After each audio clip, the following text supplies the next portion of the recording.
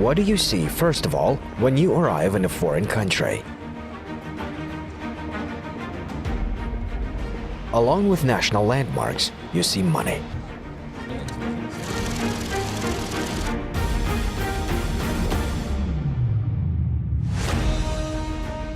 This is also true for Kazakhstan. The Tenge, its design, the history of our national currency, and its influence upon economy tells a lot about our country. The question about the events that took place in Kazakhstan in the 1990s is far from being ideal. What could have happened had we not managed to stop hyperinflation, growing unemployment, and stagnation in all economy sectors? How would everything turn out for us? Would we have any future? The answer is clear. That is why the money we hold in our hands every day is more than just money. It is the national currency that has become the measure of our present welfare. This is a sacred symbol of our country, just like our national emblem, flag, or anthem. Cities under construction, growing economy and stability, all these things are now possible thanks to financial independence. The foundation for actual, rather than declarative, economic sovereignty was laid on November the 15th, 1993, exactly 25 years ago.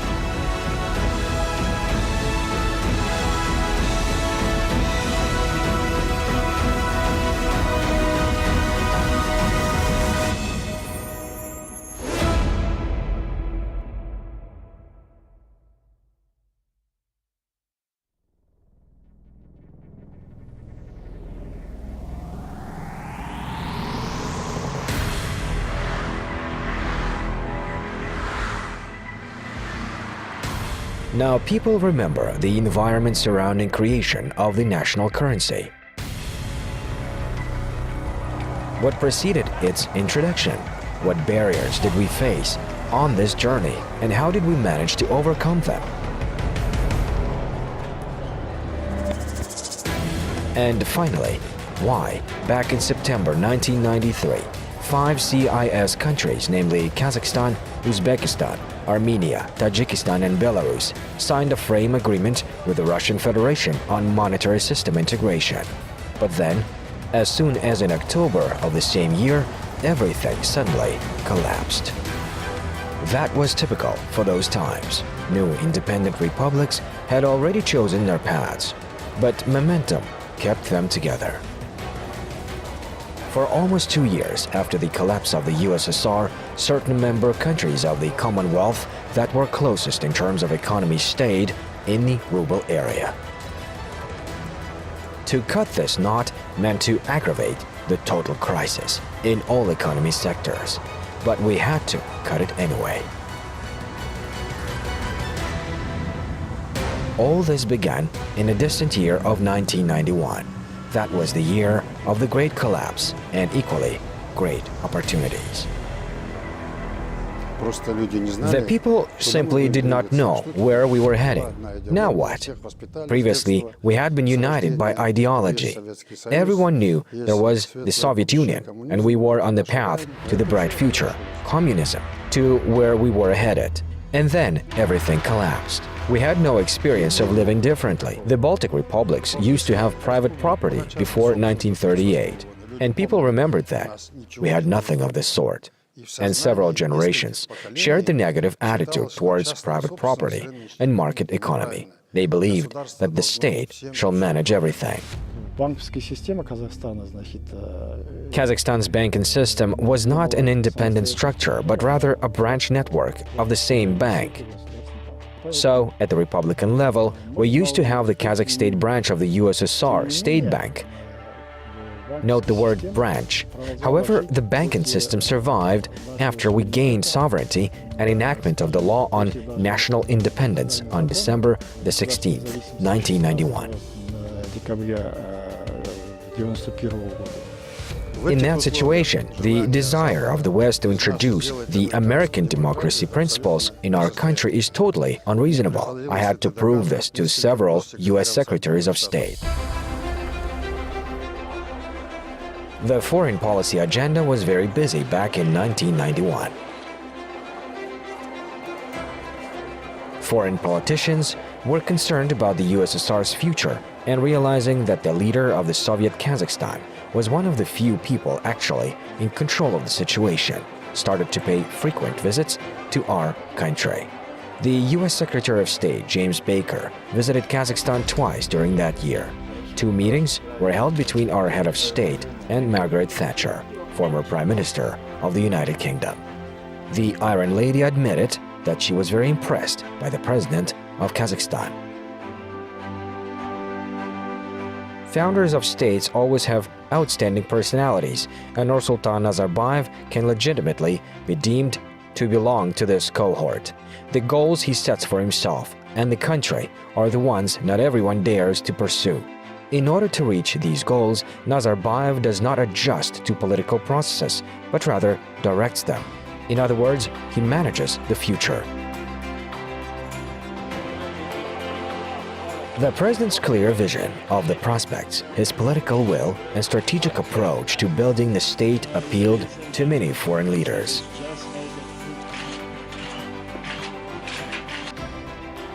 In September 1991, Lee Kuan Yew, Prime Minister of the Republic of Singapore, visited Kazakhstan. Singapore's mission was to study the status of Kazakhstan's economy on location and give its recommendations. However, Lee Kuan Yew noted, "You do not need specific advice. You have a lot of your own developments. You have huge potential, good infrastructure, and well-educated people." President Nazarbayev is a rising star in the Soviet politics, a prominent figure among different republics. 50-year-old leader of Kazakhstan is an adequately tough, practical, agile-minded, and decisive person with a lot of charm, talent, and determination, who is accepted as a leader by other Soviet republics as well. If Nazarbayev stays at the helm of the republic, Kazakhstan's chances for success will greatly improve. By the way, Prime Minister of Singapore recommended to the former Soviet republics to retain the common infrastructure and currency if possible. It is easy to destroy everything, but it will take years to recover. The president of Kazakhstan agreed with this statement in many respects, but he was also aware of the risks. This is why, on the one hand, he supported establishment of the ruble zone. He could see its benefits as a sort of mixing mechanism to mitigate losses. On the other hand, as early as in 1992, he issued a secret decree on development of our own national currency. This was an expensive process. We needed substantiation to withdraw the money we spent for this project. Then I asked the president to establish some legal framework by issuing a sort of secret decree so that no one knew about this project. The president supported me, I should say, and in 1992 to 1993 we had his very good support.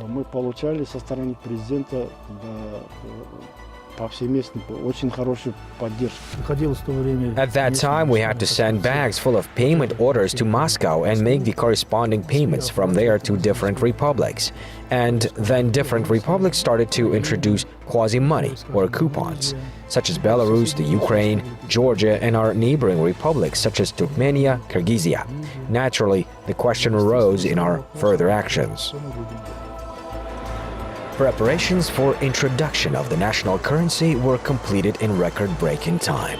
Then the president commenced confidential consultations with the International Monetary Fund and the World Bank. Concurrently, development of adequate legal framework was in progress. The initial prototype of the law on banks and banking activities in the Kazakh SSR, adopted in January 1991, was not totally legitimate, because the very first article of this law contained a reference to the All-Union Agreement that was planned at the Soviet Union level and was scheduled for signing. But, as known, the history took a different course. This is why we had no adequate legal framework.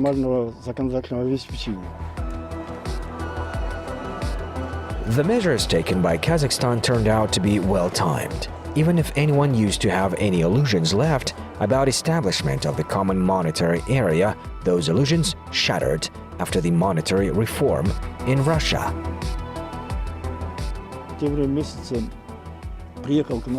In October, we had a visit from Russian Deputy Prime Minister Shohin, and he told us clearly, guys, if you want to stay in the ruble zone, you have to transfer all your gold and foreign currency reserves to Moscow, which is near 1 billion, and the monetary and credit policy will be fully managed by the Russian Central Bank throughout the ruble zone. Either you accept this, or you leave.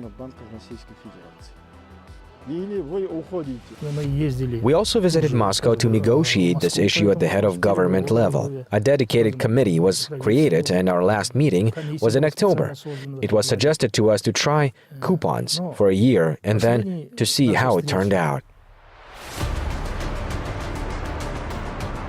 So Moscow discontinued the Soviet money, but did not wish to create the ruble zone.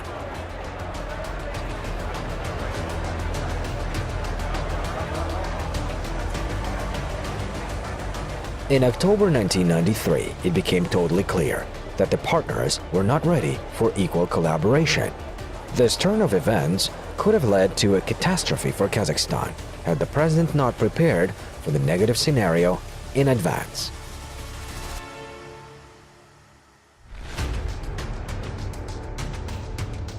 К этому времени у нас вся инфраструктура была готова, уже было создано. By that time, we had all infrastructure ready. For the first time in Kazakhstan's history, we had the foreign exchange available with a new team and a new leader. We had the gold and foreign currency reserves, the state depository, the mint, and the first phase of the banknote factory completed. It took us just 1 year to import technologies, to train people, to establish correspondent relations with the banks of France, the US, the United Kingdom, Japan, Belgium, who supported us a great deal for this purpose. So usually when changes take place, it's because there's strong leadership, that the leadership has a clear vision, it lays out strong objectives, the population supports those objectives. So usually that's the critical positive element that one must have.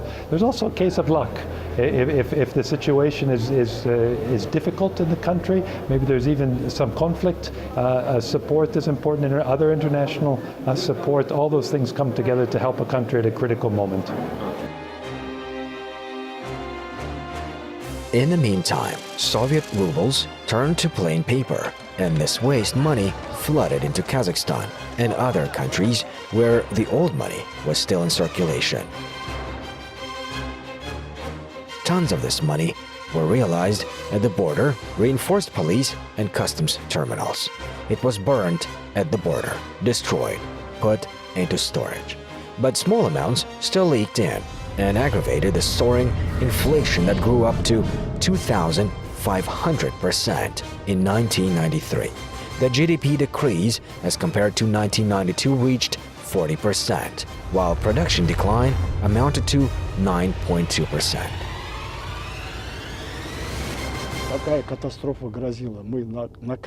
This was the kind of catastrophe we were about to face. We were at the edge of doom, and only the National Bank could save the day. But at that time, neither the Minister of Finance nor any other party had any financial reserves. All these gold and foreign current reserves were created later.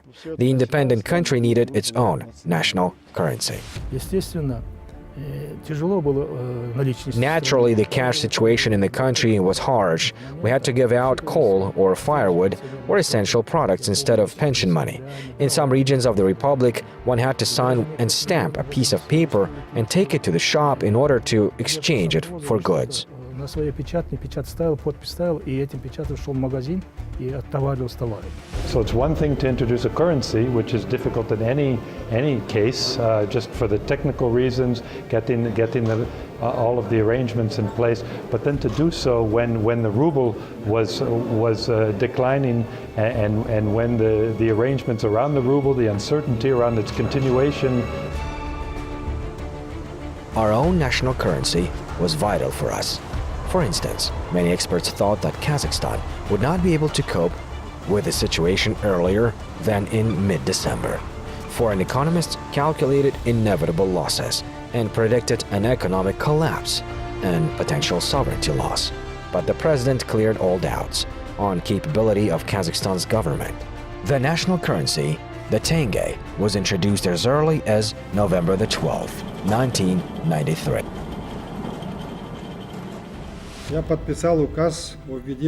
I have signed the decree on introduction of the national currency called the Tenge, starting from 8 a.m. on November the 15th of the current year. This moment marked the beginning of a new breakthrough stage of establishment and development of Kazakhstan as a truly independent state. Introduction of the national currency is a package of activities. We had no monetary infrastructure whatsoever at the time, so we had to address a wide variety of issues along the way by distracting the resources so vital for this fragile economy. We did not open our own banknote factory until 1995, and we placed the order for Kazakhstan currency printing in the United Kingdom. Political aspects were equally important. We had to explain the situation to the community. If we achieve this, we will overcome everything else. I promise you. To put an end to panic and rumors that inevitably arise due to such events. We have to prevent chaos and panic. We have sufficient currency reserves. Everyone eligible, every Kazakhstan citizen will get it. We need to act in a calm and businesslike manner and work together, placing trust in one another, in the government and in me, the president you elected, towards fulfilling this historic task for our country.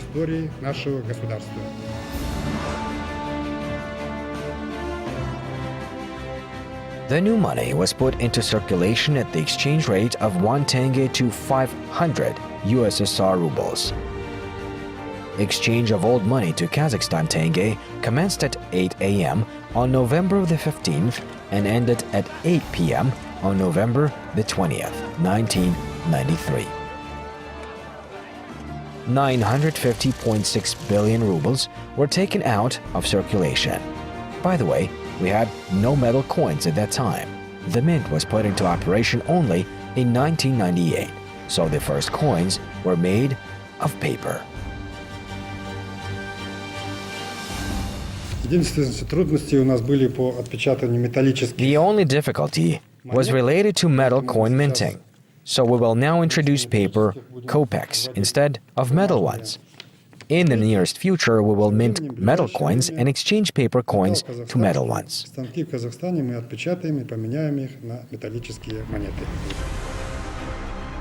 However, this was also only the beginning. Further development of the financial system required new laws and new legal framework. To begin with, introduction of the national currency meant that the central bank shall undertake new roles, primarily independence. In January 1993, we adopted the new constitution of the Republic of Kazakhstan, stipulating that the Republic of Kazakhstan has the national bank, which is the central bank of the Republic. We managed to adopt a new law on the national bank, the law on banks in the Republic of Kazakhstan, and the law on currency regulation. Thus, we completed the naming and legal framework development process for the banking system in Kazakhstan. But when we still had no laws, the governmental authorities actively interfered in its operation. During a certain period, the National Bank was supervised by the Supreme Council, and the government took an active part in its operation. Gradually, we came to realize that the National Bank shall operate independently, and the representative and executive authorities were not entitled to interfere in its activities. В первых законах, которые были приняты в Национальном банке, The laws on the National Bank clearly stated that executive authorities are not entitled to interfere in the activities of the central bank. Thus, from the very beginning, we had an adequate degree of freedom. Мы обладали, значит, нормальной свободой. Not only they introduced the national currency Tenge, they also set up the new central bank, and which is important to safeguard the financial stabilities. And of course, just these two currencies, central bank is not enough. Of course, the country also supported by a prudent fiscal policies. Establishment of the National Bank contributed to solving many transitional issues. This put an end to loans granted to cover budgetary shortfalls and target-oriented loans, with a two-level banking system established and the economic loan function transferred to second-level banks.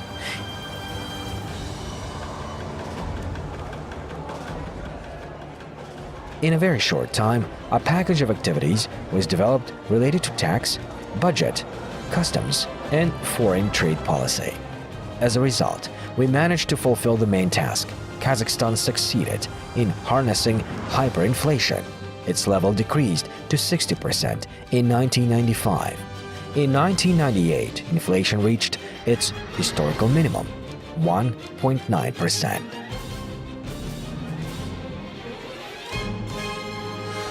I think clearly Kazakhstan have taken some really wise steps towards liberalizing the economy, stabilizing a macroeconomic policy, and I think the country's leadership has been wise and visionary in that respect. There is still some work to be done, I think, when it comes to attracting more foreign investors, and here the rule of law, reliable contract enforcement. The financial sector, acting as the circulatory system of the economy and the critical stability driver, developed ahead of schedule. Kazakhstan was the first country in the post-Soviet region where the Kazakhstan Personal Deposit Insurance Fund was established in 1999. It was intended to promote domestic investment and enabled involvement of the citizens' unused personal funds in actual industry financing. And there were many more cases where such words as "for the first time," "first," or "best" were applicable. Kazakhstan was the first CIS country to introduce the contribution pension system and to establish the National Fund. Kazakhstan was ahead of its CIS neighbors to join the top European Financial League by introducing the International Financial Standards. As early as in mid-2000s, the domestic banking system was deemed the best in the Commonwealth by leading international organizations and rating agencies. Я думаю, что прежде всего политическое лидерство. I believe that, first of all, global vision of the issues existing in our region and political wisdom of Kazakhstan's leaders, and personally the president, Nursultan Abishevich, helped Kazakhstan to cope with a multitude of obstacles, and thus the country did not have to face the challenges that other countries faced. And it was certainly strong and wise political leadership that underpinned the success. Которые мы все видим.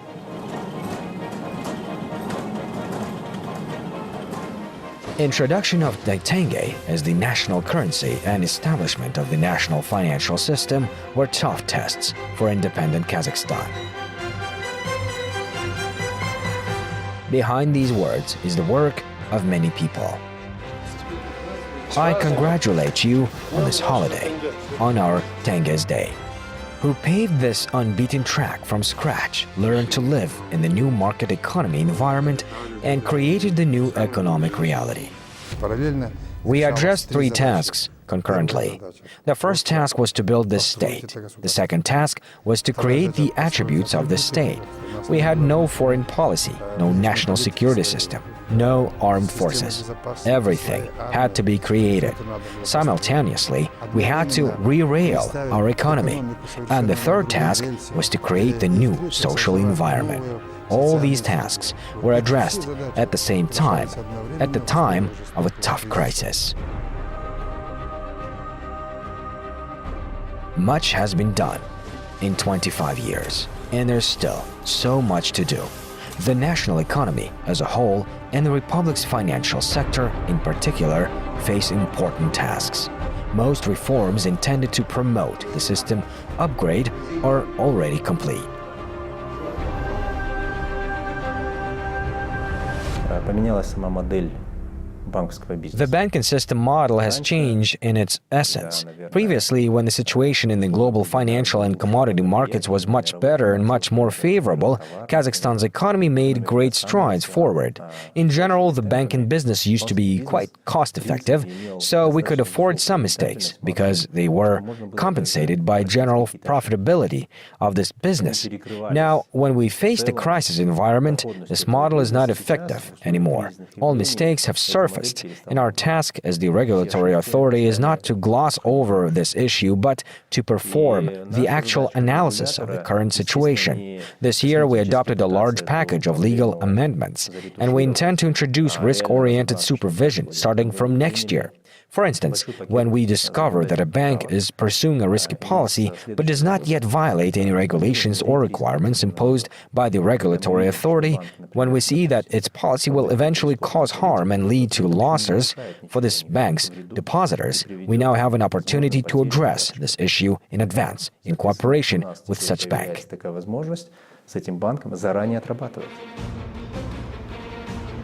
The National Bank of Kazakhstan promptly responds to challenges. It continues to pursue the monetary and credit policy in the environment of inflation targeting.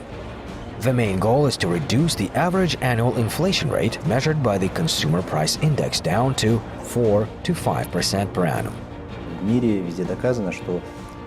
It is globally proven that economic processes run normally at the approximate inflation rate of 4%, so we still have room for improvement. We need to further reduce inflation, and the midterm target expected by the National Bank is the inflation rate of 4% per annum after 2020. This task is critical as stable prices and low inflation rate promote business development and long-term investment and help to balance economic growth.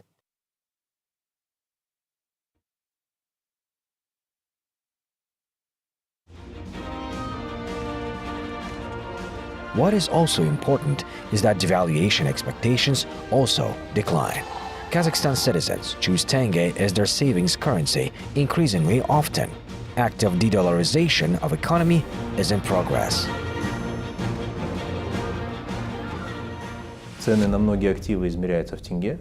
Prices for many assets are valuated in the Tenge. Prices for big assets are also measured in Tenge. I believe that real estate prices will be stably measured in Tenge equivalent regardless of the foreign exchange rate. In 2016, the foreign currency deposits accounted for as much as 80% of individual deposits. Now their share is 50%. I believe this trend will continue gradually.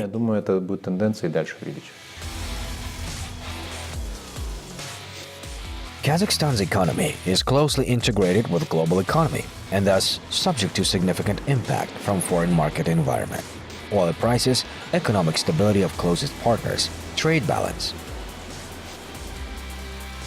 To minimize the impact of these and other risk factors, the Financial Regulatory Authority shall use its tools and authorities to the maximum extent.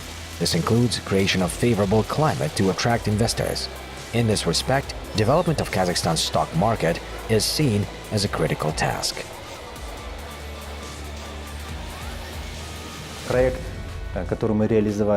This is the project we have implemented together with one of the largest clearing houses in the world, Clearstream. There are essentially two companies, Clearstream and Euroclear, that currently render international clearing services. They are basically monopolists that ensure investors access to any markets globally. Why is there a need for that? We want Kazakhstan and our financial market to become part of the global economy. Government securities here in Kazakhstan are already available to international investors, so the capital flow channels are totally free of restrictions. They were not restricted at the statutory level before, but now this is supported by appropriate infrastructure.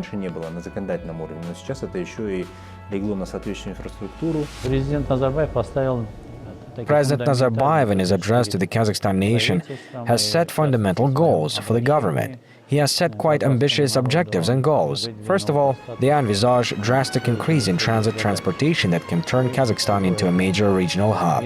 Kazakhstan can act as a link between Asia and Europe. To achieve this goal, the corresponding infrastructure has been developed. The political dialogue is established with all partners at the sufficiently high level, and the credibility possessed by Kazakhstan's leadership will secure actual implementation of these projects.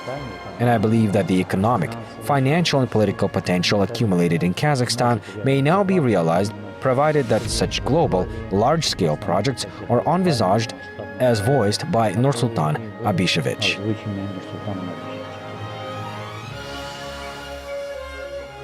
As we can see, 25 years after its implementation, the national currency, the Tenge, has become an effective tool to promote and strengthen the national economy and has been accepted globally.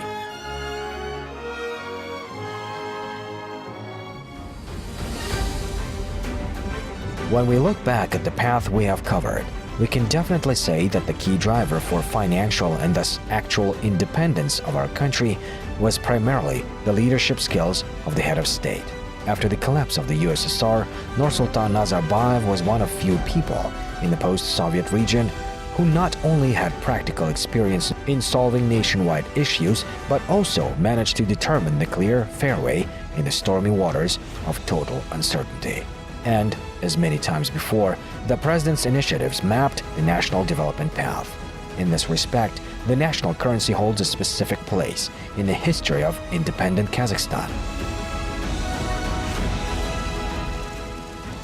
The Tenge is a critical tool that enabled successful implementation of drastic reforms. This is one of the most important signs of national sovereignty.